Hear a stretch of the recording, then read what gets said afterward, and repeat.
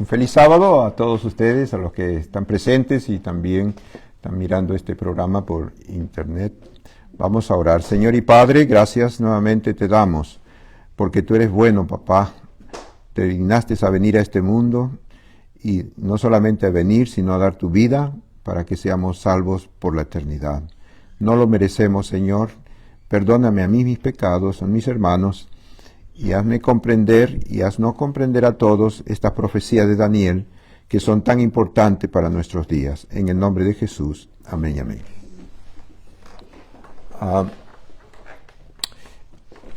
Las profecías bíblicas de Daniel y Apocalipsis y otras más, y la Biblia misma, tienen tres grandes propósitos en nuestras vidas. Tres grandes propósitos. ¿Cuáles son los tres grandes propósitos? Es conocer, amar a nuestro Dios. Apocalipsis 1:1 dice, esta es la revelación de Jesucristo. El objetivo número uno de las profecías es que conozcamos y amemos más al Señor Jesús. Segundo objetivo es que seamos felices. Dice, dichoso el que lee y el que guarda las profecías. Los hijos de Dios somos las personas más felices del mundo. Teniendo poco o nada de dinero, no digamos nada, el Señor nos da mucho siempre para lo que necesitamos, pero no dependemos de lo material para nuestra alegría. Cuando nosotros comprendemos, leemos y aceptamos las profecías bíblicas, entonces vamos a ser bendecidos con alegría en nuestros corazones. En tercer lugar, que la venida de Jesús está muy pronto. No sabemos los acontecimientos, hay una conmoción general en el mundo por las cosas que están pasando y el Señor vendrá rápidamente a buscarnos en nuestros días. Yo espero y creo firmemente que está muy cerca la venida del Señor. Muchas veces cuando estudiamos las profecías de Daniel 2, que es lo que vamos a tratar en esta mañana, nos gusta enfatizar mucho en lo que la historia enseña.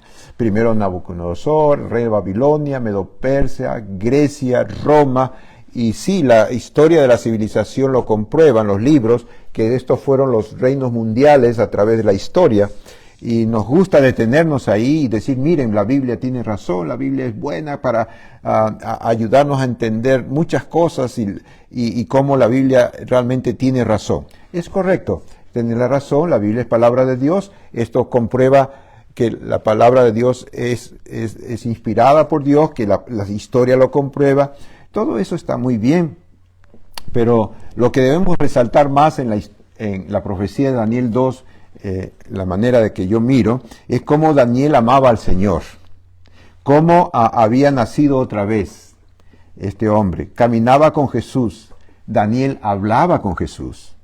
Y eso es lo que el Señor quiere, que nosotros seamos como Daniel, que podamos hablar con Jesús, tener esa intimidad con Jesús.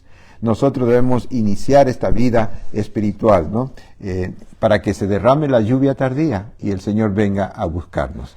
Para mí la historia de Daniel 2, más que cumplirse las profecías y la historia de estos reinos hasta la venida del Señor, ahí está vista toda la historia de este mundo hasta la venida del Señor en la profecía de Daniel 2, está también lo que más se resalta o debemos más resaltar es la vida piadosa de Daniel, como vemos aquí en el capítulo 1, vamos a ver algunos versículos, dice así, pero Daniel decidió no contaminarse con la comida y el vino del rey.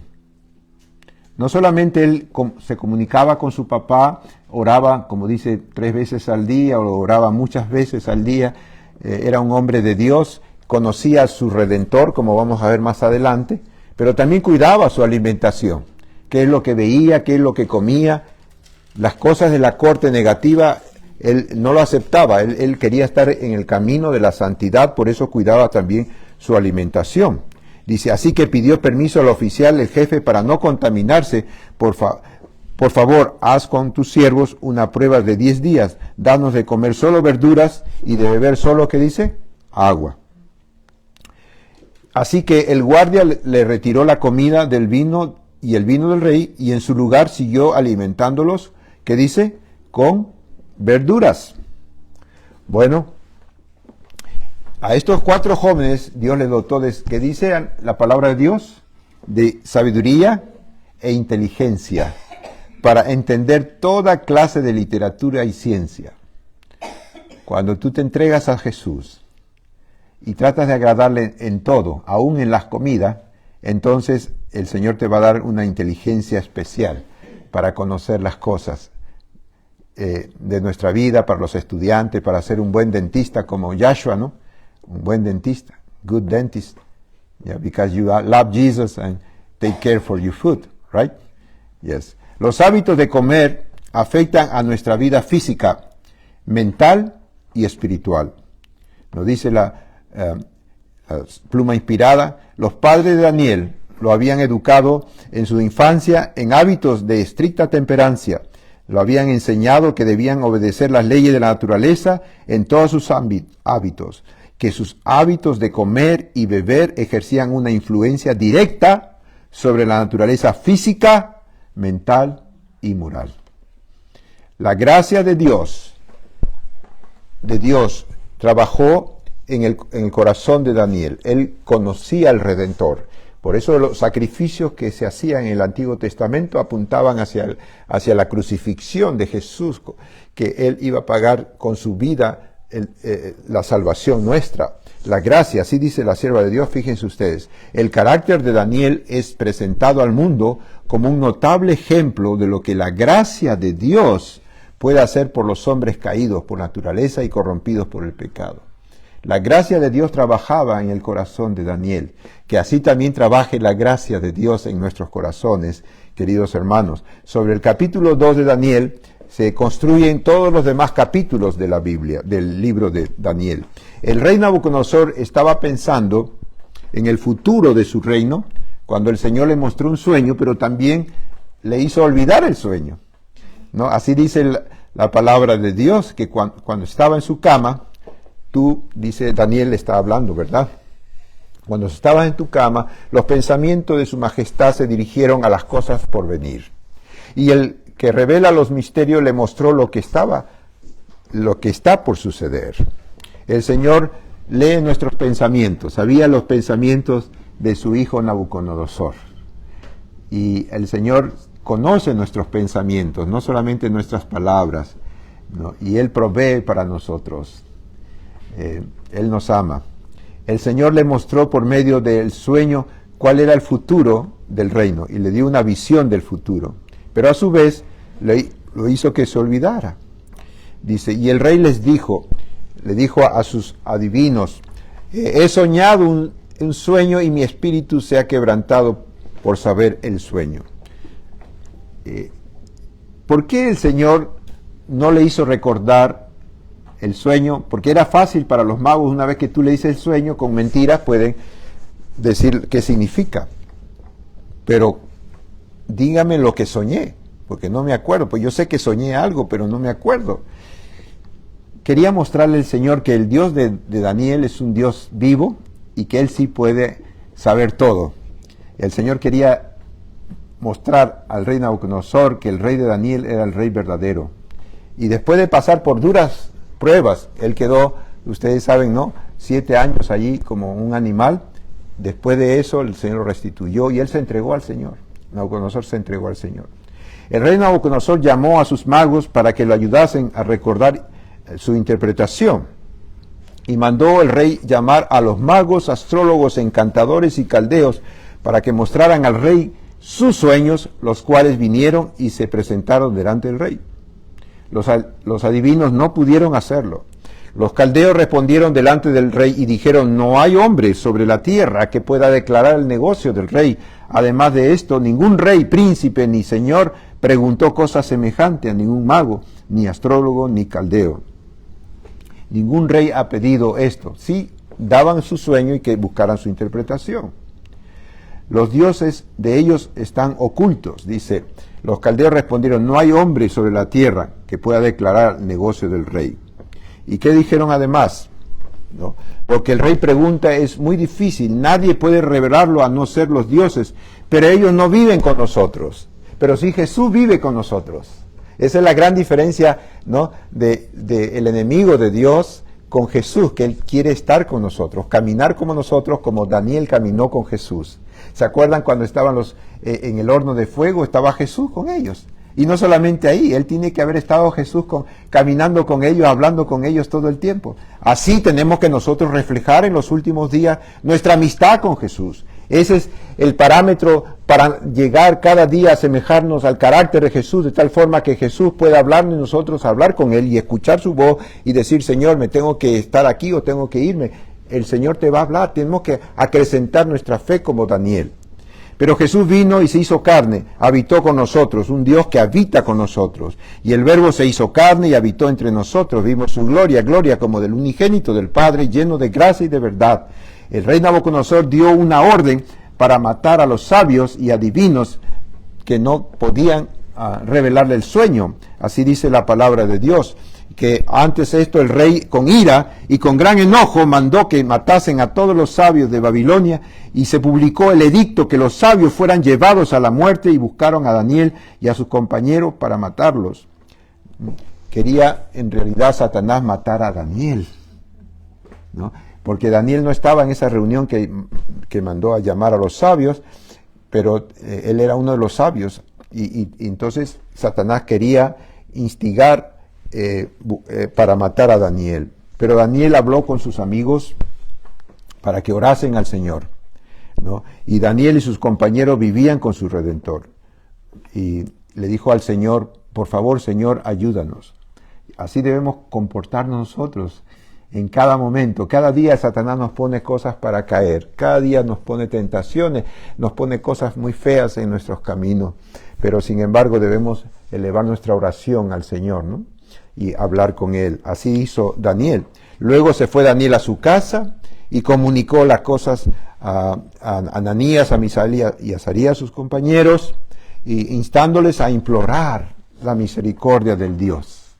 Cada vez que sucede algo, ¿no? O una bendición de Dios, ¿por qué no? O un problema que se nos presenta el enemigo de Dios, debemos elevar nuestra oración al Señor, ¿no? A fin de que Daniel y sus compañeros no perecieran con los otros sabios de Babilonia. Por cuanto en mí ha puesto su amor, dice la palabra de Dios, yo también lo libraré, lo pondré en alto, por cuanto ha conocido mi nombre, me invocará y yo le responderé, con él estaré en la angustia, lo libraré y le glorificaré. Y Daniel tenía presente estas promesas de Dios, ¿no? Y él fue glorificado porque el Señor le dio el sueño y la interpretación del sueño. El Señor escuchó, ¿no? Y lo exaltó a Daniel. Y también nos va a exaltar a nuestro nivel, a nosotros, hermanos. ¿Cuál es el secreto? Por cuanto en mí ha puesto su amor. Enamorarnos de Jesús, hablar de Jesús, servirle a Jesús, que esta sea nuestra comida, nuestra bebida todos los días, hermano, y Él va a arreglar la carga, ¿no? Él va a arreglar la carga de nuestras vidas. El Señor escuchó, reveló esto, lo exaltó. Si permanecemos en Jesús, vamos al pie de la cruz, vamos a obtener el amor de Dios en nuestros corazones. Porque así dice, entonces el rey engrandeció a Daniel y le dio muchos honores y grandes dones y le hizo gobernador de toda la provincia, porque él interpretó el sueño, ¿no? Y Daniel influyó ante el rey para que pusieran sobre los negocios a Mesac y a Abednego. El Señor tiene control de todos los eventos, porque el Señor le dijo, ahora vamos a mirar punto por punto sobre lo que es la estatua, pero en general estamos hablando que el Señor Dios hizo que fuera exaltado, conforme leímos en el Salmo, que si amamos a Dios, el Señor nos va a exaltar. El Señor tiene control de todos los eventos de la historia. No nos preocupemos por este presidente o por el otro presidente. No, el Señor está guiando las cosas para que el Señor venga. Siempre debemos estar contentos de que el Señor viene pronto. Si esto es para la venida del Señor, gloria sea al Señor, ¿verdad? El Dios quita y pone reyes. Él desea que todos procedamos al arrepentimiento, ¿no? ¿Por qué no ha venido el Señor? Porque todos necesitamos arrepentirnos, dice segunda de Pedro 3:9, ¿no? No tarda su promesa como algunos lo tienen por tardanza, sino que quiere que todos vivamos el arrepentimiento.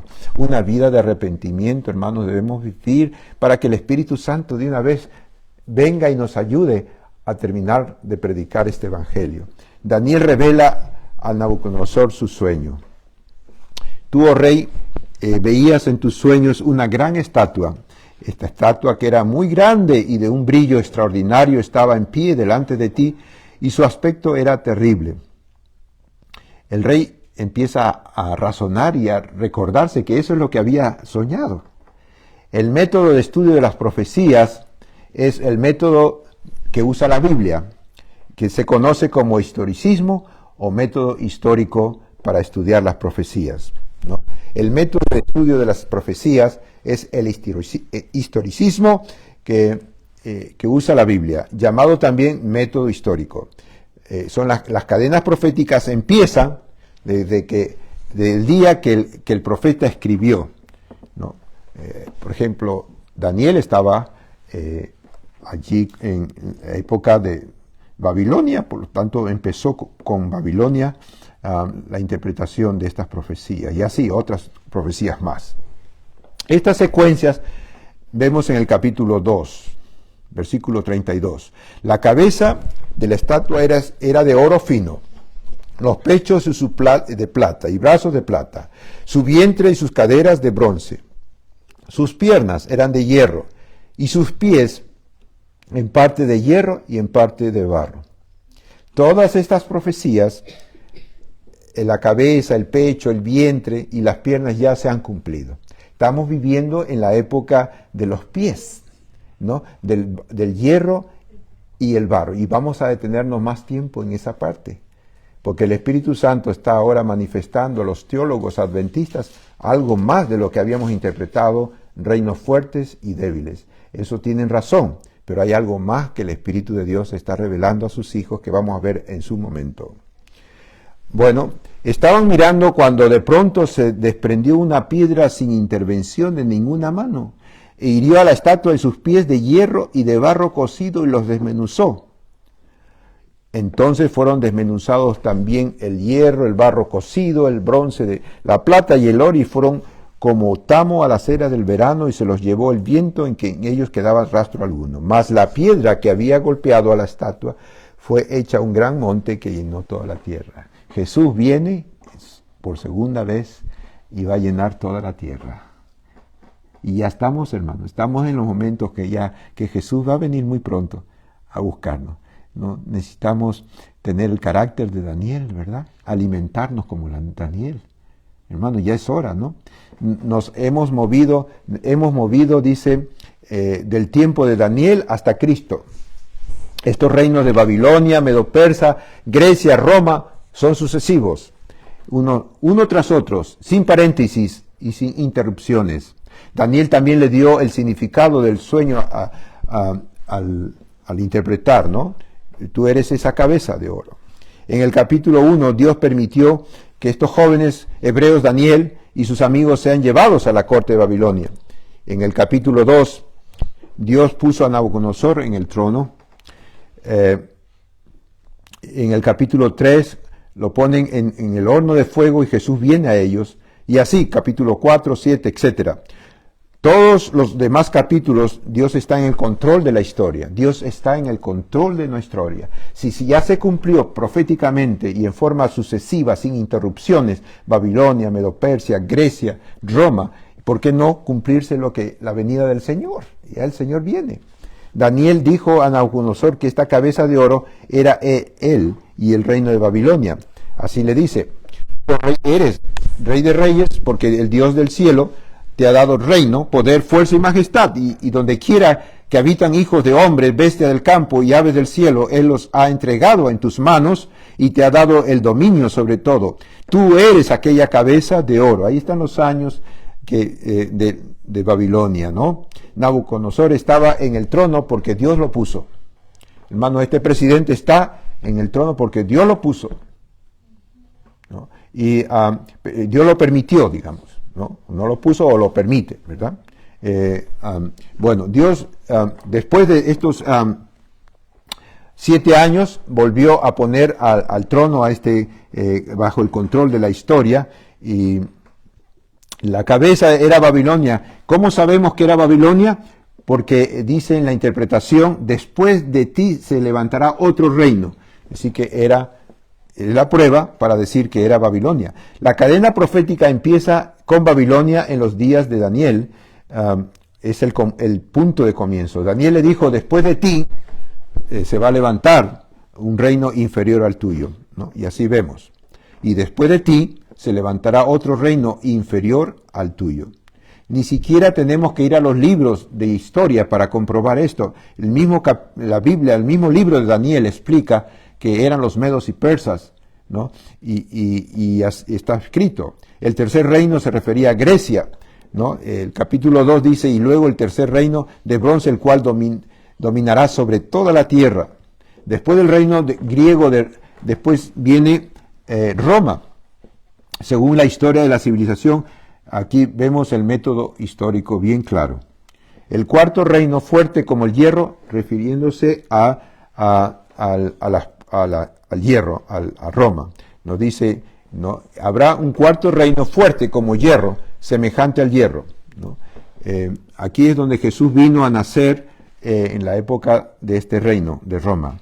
Habrá un cuarto reino fuerte como hierro, semejante al hierro que rompe y desmenuza todas las cosas, como el hierro de todas hace pedazos, ¿no? La armadura de los romanos era de hierro, era terrible el ejército romano. La cadena profética no termina allí, sino que habla de los pies. Y los que viste de los pies y los dedos con parte de barro cocido de alfarero y en parte de hierro será un reino dividido, mas habrá en él algo de la fuerza del hierro, así como viste hierro mezclado con barro cocido. ¿Qué significa, hermanos? Y aquí estamos al punto crucial de nuestro estudio. ¿Qué significa estos pies mezclados con hierro y barro cocido? La interpretación es válida. Son naciones de Europa que fueron formadas por las invasiones de las tribus bárbaras, países fuertes, países débiles, pero hay algo más. ¿El hierro estaba en los pies o no estaba en los pies? Sí estaba en los pies. Entonces Roma continúa en los pies, pero ya no la Roma pagana, sino la Roma papal. Ustedes saben que el obispo de Roma fue el Papa, fue el primer obispo de Roma, ¿no? Y Roma continúa hasta la venida del Señor como un poder político religioso, como es el papado. El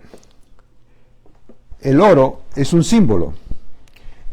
Así el bronce es un símbolo. El hierro ya sabemos que significa Roma, pero ¿qué en cuanto al barro? Vamos a ver algo en Jeremías.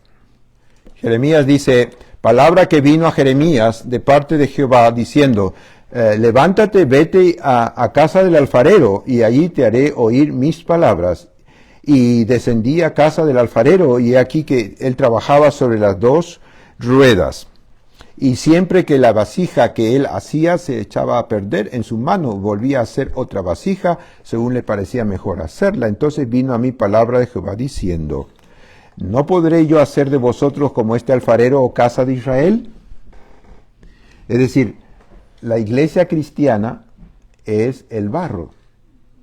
Así que el papado, que tiene un poder político religioso, en el pasado y lo está teniendo cada vez más, todos los presidentes van al papado actualmente, él tiene el poder político de este mundo, y las iglesias que no aman al Señor siguen el mismo principio del papado y muchos cristianos se van a unir a la apostasía. Nosotros sabemos que la apostasía ha venido del papado, porque ellos guardan el día que no es el domingo, que no es bíblico, adoran a las bestias, a las imágenes que no es bíblico, sacan el lugar de Jesús, lo ponen al mismo Papa como el vicario de Dios, cuando es Jesús el vicario de Dios. Entonces, el barro de alfarero, según el versículo 6, representa la casa de Israel, representa en primer lugar al pueblo de Dios en el Antiguo Testamento, pero también a nosotros, que tenemos, dice, Jesús quiere formar su carácter en nosotros. El barro de alfarero es básicamente está refiriéndonos no solamente a la iglesia de Israel, sino a la iglesia del Nuevo Testamento y a nosotros. Nuestro cuerpo está hecho de polvo y también del Espíritu de Dios. Entonces Jehová Dios modeló al hombre de arcilla del suelo y sopló en su nariz aliento de vida, y fue el hombre un ser viviente. Cuando el Espíritu Santo o el Espíritu de Dios se posesiona de nuestras vidas, somos un ser viviente, ¿no? En realidad no fue polvo, sino fue barro. Miren ustedes. Ahora pues, Jehová, tú eres nuestro Padre, nosotros de barro, y tú el que nos formaste. Así que obra de tus manos somos todos nosotros. Nosotros somos el barro, o sea, la iglesia cristiana es el barro. Ahora, espiritualmente hablando, la iglesia es el barro. La iglesia cristiana, pero la mayoría de los cristianos, inclusive nosotros, adventistas del séptimo día, estamos siendo parte de ese pueblo rebelde contra Dios. ¿Por qué, pastor? Vamos a mirar, vamos a observar. Colosenses 1:18 dice, y Él es la cabeza del cuerpo, que es la iglesia. Jesús es la cabeza del cuerpo, que es la iglesia, y Él es el principio, el primogénito entre los muertos, para que en todo tenga la preeminencia. ¿Qué necesita la iglesia? Si es un cuerpo, ¿qué necesita la iglesia para funcionar? El Espíritu Santo, ¿no? El Espíritu Santo. Cuando nos arrepentimos cada día, en cada momento, nos estamos lavando simbólicamente en la sangre del Cordero, nacemos del Espíritu, entonces vivimos al pie de la cruz de Cristo, ¿no? Y llega una nueva vida en nuestra vida cristiana. El cristiano que no está naciendo de nuevo, está muerto. Está como los huesos secos de Jeremías. Pero si tú realmente estás muriendo con Cristo, estás vivo, ¿no? El Espíritu, mire, ¿se acuerdan? El Espíritu Santo descendió en el Pentecostés, y ahí estaban orando, arrepintiéndose de haber crucificado al Hijo de Dios. Nosotros tenemos que arrepentirnos porque nuestros pecados han crucificado al Hijo de Dios. Nos dice Hechos, dice, al oír esto se compungieron de corazón y dijeron a Pedro y a los demás apóstoles varones, ¿qué haremos? Y Pedro le dijo, arrepentíos y bautícese cada uno de vosotros en el nombre de Jesucristo para el perdón de los pecados, recibiréis el don del Espíritu Santo. El Espíritu Santo va a venir, hermanos, cuando nuestro corazón se arrepienta en cada instante de nuestra vida. Vivamos como el publicano, sé propicio a mi pecador. Señor, ten misericordia, sé propicio a mi pecador. Como el hijo pródigo arrepentido, Señor, he pecado contra el cielo, contra ti, no soy digno de ser llamado tu hijo. Si no nacemos de nuevo, si no vivimos una vida de arrepentimiento continuo, vamos a ser destruidos, hermanos, por Jesús. El valle de los huesos secos, sin vida. Si el Espíritu no mora en nosotros, estaremos sin vida realmente. Y nunca podremos entrar en el reino de los cielos. Necesitamos arrepentirnos constantemente. Cuando nos arrepentimos de todo corazón, el Señor nos da de su Espíritu para darnos su vida. Dice así, y profeticé como había mandado, y entró el Espíritu en ellos, en ese valle de hueso seco, y vivieron, y estuvieron sobre sus pies, y un ejército grande en extremo. Hermano, para ponernos de pie en medio del pecado, de los problemas de esta vida, necesitamos que el Espíritu venga a nuestro corazón. Y el Espíritu lo primero que hace es llevarnos al arrepentimiento. ¿Qué significa, pues, entonces el hierro mezclado con barro? A ver, voy a leer despacio y con buena letra para ver si entendemos. El hierro es Roma, Roma papal. Es un poder político, el Papa que tenemos actualmente, tiene el poder político y religioso que no solamente cambió la ley de Dios, cambió el segundo mandamiento y cambió el cuarto mandamiento. Y muchos más. Cambió la ley de Dios y ha quitado a Jesús como el Rey de nuestro Salvador. Eso sigue siendo el hierro. Y el barro, los hermanos que profesan ser hijos de Dios, pero no dejan entrar a Jesús en sus vidas, y no pueden obedecer realmente sus mandamientos. Usted puede estar guardando el sábado, pero en realidad no lo guarda si Cristo no está en su corazón. Si Cristo está en su corazón, correcto, usted está guardando bien el sábado. ¿Entiende, hermano? O sea, va a haber una unión entre el catolicismo y los hermanos falsos, ¿no? Que viven en nuestra iglesia, en todas las iglesias hay trigo y cizaña, ustedes saben, ¿no? Entonces la cizaña estará unida con el poder político religioso que tenemos actualmente. ¿Quiénes están unidos con el papado? Los cristianos que están muertos espiritualmente, inclusive adventistas. Porque la iglesia la Odisea dice, estoy a la puerta y no me abres. Eres ciego, pobre, desnudo. Estoy por vomitarte de mi boca, porque tú no me tienes en el corazón. ¿Quiénes estarán unidos con el papado en estos últimos días antes de la venida del Señor? Los muertos espirituales, los que no quieren abrir su puerta de su corazón al Señor cada día, en cada momento. Los que no se humillan y reconocen que son los primeros pecadores cada día y cada momento. Ellos se unirán finalmente al papado. Los que guardan los mandamientos de Dios, inclusive el sábado, sin tener a Cristo en sus vidas, también se unirán. Porque dice que la mayoría, dice la sierva de Dios, la mayoría de sus hijos están fuera de esta iglesia actualmente. Y llegará el momento, ¿no? Cuando llegue la ley dominical y todo eso que nos menciona, todas las persecuciones, las plagas, todo. En ese momento, hermanos, se verá el trigo y la cizaña. Apocalipsis 17 se presenta una mujer ramera, es decir, una iglesia que se prostituyó. Dice ser iglesia cristiana, pero es una iglesia sin Cristo.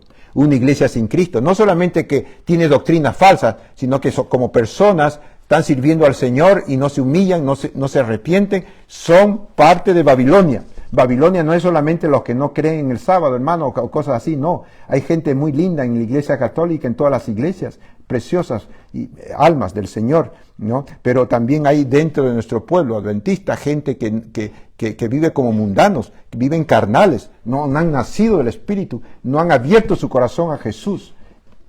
También son parte de una iglesia prostituida, ¿no? Dios dice aquí, esta estatua fue derribada por una piedra, no cortada con mano de hombre.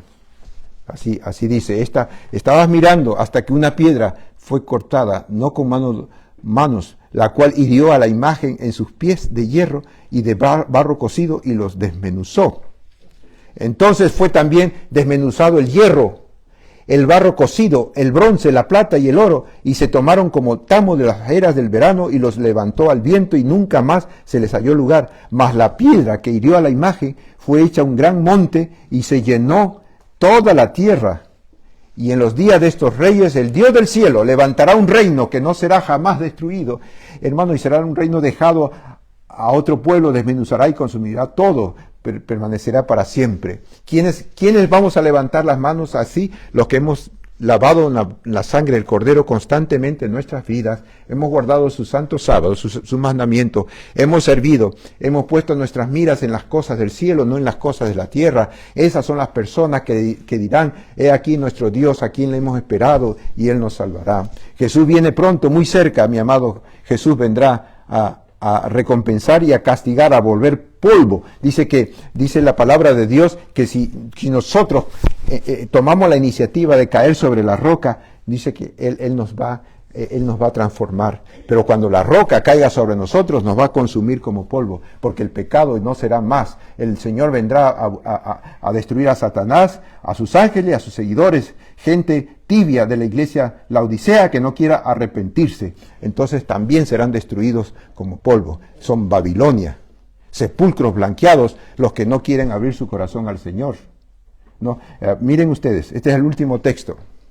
Y el que caiga sobre esta piedra, su orgullo será quebrantado. ¿Entienden, hermano? Y sobre quien ella caiga, le desmenuzará. Es una profecía de Jesús que se va a cumplir. Hermano, tenemos que entregar nuestra vida a Cristo. Es tan bello caminar con Jesús. Hay una alegría, y en la santidad está la felicidad. Cuando usted lava su vida en la sangre del Cordero y lo sirve, usted es la persona más feliz, más bendecida, hermano. No dejemos pasar este tiempo. Usted puede salir y ser muerto aquí en la puerta o acá mismo. No sabemos el día ni la hora. Hermanos, oigamos el mensaje del Espíritu Santo a mí y a ustedes, ¿no? El que caiga sobre esta piedra, dice, Señor, Señor, por favor, he pecado contra ti. Perdóname, papito, llévame en tus brazos de amor, ¿no? Y hermano, Jesús va a hacer esa obra en ti, hermano, como lo hizo en María Magdalena. Vete y no peques más. Y María Magdalena estuvo en la tumba y estará cuando el Señor venga. Y de esta mujer prediquen, porque esta mujer, el que más amó, más se lo perdonó. Ella sacrificó todo su dinero de toda su vida para honrar al Señor. Y nosotros traemos $1 en lugar de traer más dólares para el Señor. Hermanos, es una vergüenza. Tenemos que entregarnos de todo corazón al Señor y ser fiel hasta la muerte, que yo te daré la corona de la vida. Querido Padre, gracias por darnos esta bendición maravillosa de tu mensaje de Daniel, que nos muestra que tú nos amas, Señor, y que estamos viviendo en el tiempo donde el Señor, el papado está haciendo su obra como lo hizo antes, pero Señor, que nadie de nosotros podamos estar con ellos, sino que tú seas nuestro papá y nuestro Señor, nuestro Dios para siempre. Amén y amén.